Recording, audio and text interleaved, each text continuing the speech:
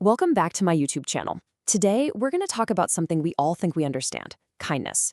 We're taught from day one that being kind and agreeable is, well, it's the right way to be. But what if there's a hidden dark side? What if being too nice isn't just a small personality quirk, but a real, actual weakness? It's a tricky question, right? Because it really pushes back against everything we've been told. But what if there are some serious, hidden dangers to always being the people pleaser? Well, in this explainer, that's exactly the paradox we're going to unpack. So, here's our game plan. We're going to start by looking at the real downsides of being too nice.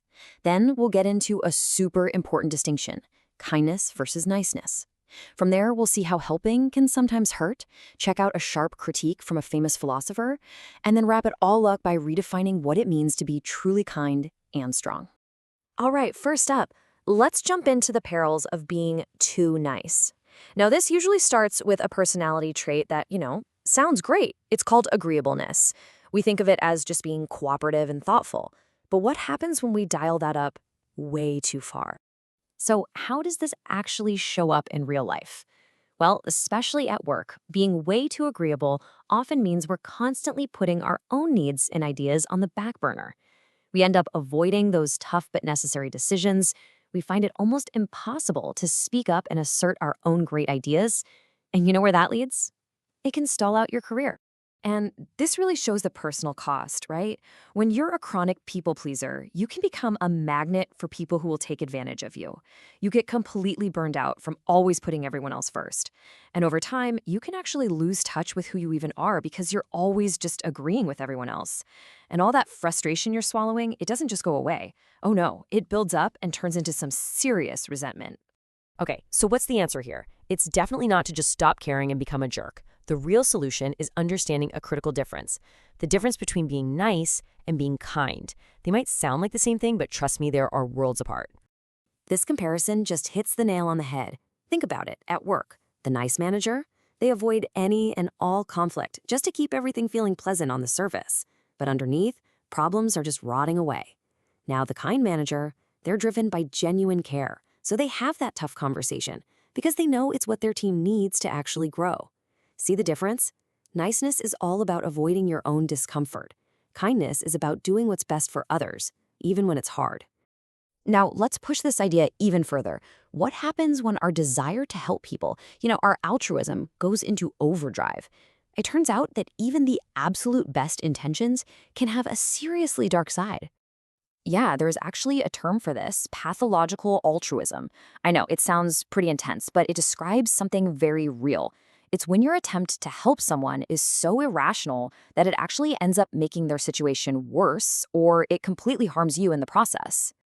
Researcher Barbara Oakley doesn't pull any punches with this quote. I mean, wow, the back door to hell. It really drives home just how high the stakes are. It's a huge reminder that just having good intentions is not enough. Altruism without wisdom can lead to absolute disaster. So, if our good intentions can go so wrong, maybe we need to question the intentions themselves. And that brings us to the philosopher Friedrich Nietzsche, who had, let's just say, a very skeptical take on things like compassion and empathy. This quote really gets to the core of what Nietzsche was saying. He argued that when we think we're empathizing, we're not actually feeling what the other person is feeling. He thought that was impossible. What we're really doing is reacting to a projection, a little movie we've created in our own head about their suffering, and it's all based on their own life and our own pain. So, here's the kicker. According to Nietzsche, when we see someone suffering and we rush to help them, are we really doing it for them? Or are we just trying to stop the uncomfortable feeling, the distress, that their suffering is causing inside of us? It's a really challenging thought, but it's a powerful one to sit with. Okay, so after tearing all that down, let's start building something back up. If being too nice is a trap, and even our compassion can be a little selfish, where do we go from here? Well, we find the answer by reframing kindness, not as being agreeable, but as a true form of strength and power. And a fantastic place to look for this kind of strength is in Stoic philosophy. Now, there's this huge misconception that Stoics are basically emotionless robots, but that's just wrong. For the Stoics, being virtuous meant engaging with the world with fairness and, yes, with real compassion.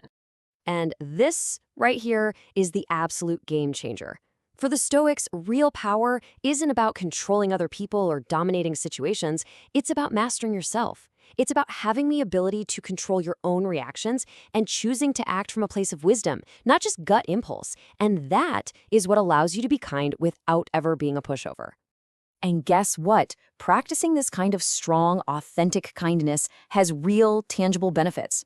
This isn't just some nice philosophical idea, it is literally good for us. Science actually shows it can give you what's called a helper's high. It releases endorphins, boosts your mood, and even releases oxytocin, the love hormone, which is great for your heart.